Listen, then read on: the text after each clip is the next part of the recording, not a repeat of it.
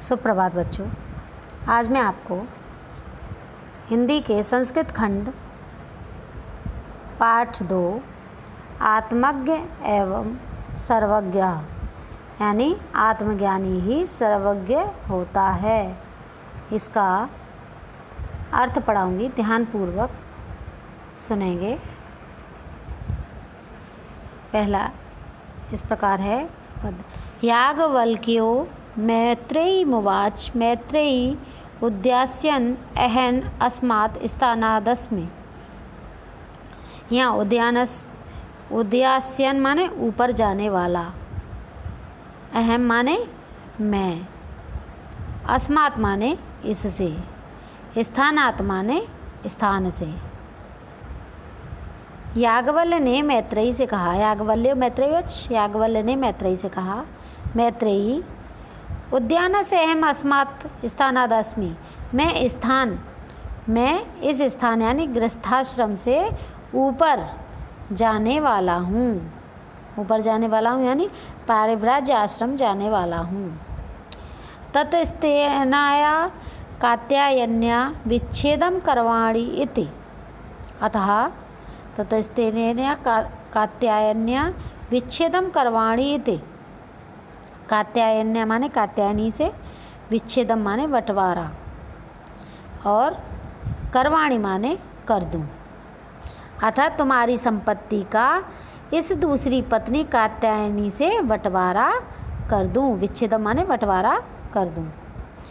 मैत्रेयी उवाच, मैत्रेयी ने कहा, यदीयं सर्वा पृथ्वी वित्तेन पूर्णा स्यात् तत् किं तेनः ममृता स्यामिति। क्या कहा उसने? सर्वा माने संपूर्ण, पृथ्वी माने धरा, और वित्तेन माने धन से, पूर्णा माने परिपूर्ण, स्यात् माने हो जाए, और अमृता माने अमर, और श्याम माने हो जाऊंगी। मैत्रेयी ने क्या कहा? यदि सारी पृथ्वी धन से परिपूर्ण हो जाए, यदि हम सर्वा पृथ्वी वित्तेन पूर्ण, यदि सारी पृथ्वी धन से परिपूर्ण हो जाए तो तत् किम तेनः अमृता स्यामिति, तो भी क्या मैं उससे अमर हो जाऊंगी? याज्ञवल्क्य उवाच, याज्ञवल्क्य बोले, नेति नहीं, यथैव उपकरणवतां जीवनं तथैव ते जीवनं स्यात्। तुम्हारा भी जीवन वैसा ही हो जाएगा। यथैव उपकरणवत् जीवनम तथैव ते जीवनम स्यात्। तुम्हारा भी जीवन वैसा ही हो जाएगा जैसा साधन संपन्नों का जीवन होता है।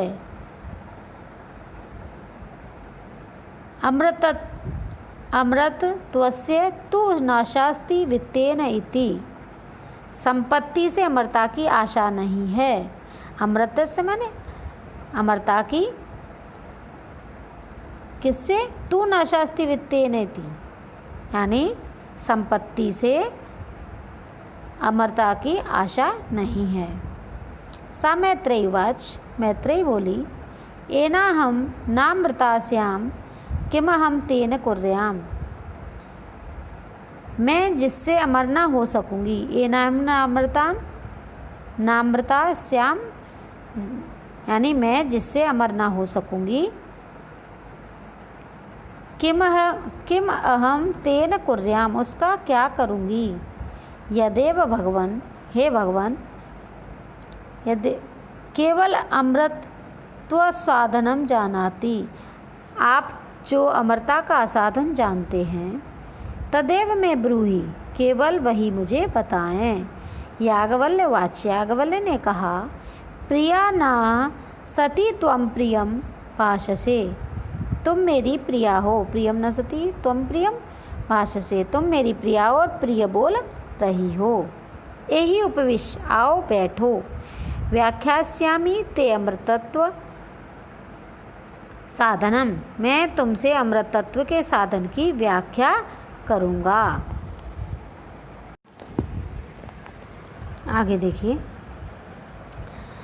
याज्ञवल्क्य उवाच, न वा अरे मैत्रेयी पत्यु कामाय पति प्रियो भवति।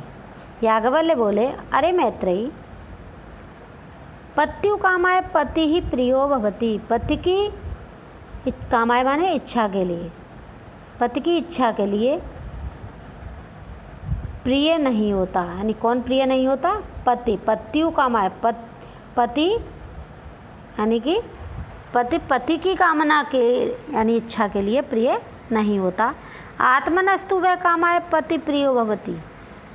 पति तो अपनी ही, आत्मनस्तु अपनी ही इच्छा के लिए प्रिय होता है। न वा अरे जाया, अरे न ही पत्नी जाया प्रिया भवति, पत्नी की इच्छा के लिए प्रिय होती है। आत्मनस्तु वह कामाय जाया प्रिय भवति, यानी पत्नी की कामना के लिए प्रिय होती है। वरन आत्मनस्तु वह कामाय जाया प्रियवती, वरन अपनी कामना के लिए ही पत्नी प्रिय होती है। न वा अरे पुत्रस्य वित्तस्य च कामाया पुत्रो वित्तम व प्रियम भवति। अरे पुत्र एवं धन की कामना के लिए, पुत्रस्य वित्तस्य च कामाया, पुत्र से यानी पुत्र एवं धन की कामना के लिए, पुत्रो वित्तम व प्रियम भवति, पुत्र एवं धन प्रिय होते हैं, प्रिय नहीं होते। आत्मनस्त प्रिय नहीं होते। अपितु न वा अरे सर्वस्य कामाय सर्वम प्रियम भवति, सब अपनी ही कामना के लिए प्रिय होते हैं। सर्वस्य माने सब अपनी ही कामना के लिए प्रिय होते हैं। आत्मनस्तु वह कामाय सर्वम प्रियम भवति, अपनी ही कामना के लिए क्या होते हैं? सब प्रिय होते हैं। तस्मात् आत्मा वा अरे मैत्रेयी, इसलिए हे मैत्रेयी, आत्मा ही देखने योग्य है। आत्मा वा अरे मैत्रेयी, आत्मा ही देखने योग्य। द्रष्टव्य दर्शनात् श्रोतव्यम मंतव्य निदिध्यासितव्यस्य, दर्शनार्थ यानी दर्शनार्थ यानी दर्शन सुनने योग्य, मनन करने योग्य तथा ध्यान करने योग्य। मंतव्य मनन करने योग्य और ध्यान करने योग्य है। आत्मना खलु दर्शनेन इदं सर्वं विदितं भवति, आत्मदर्शन से अवश्य यह सब ज्ञात हो जाता है।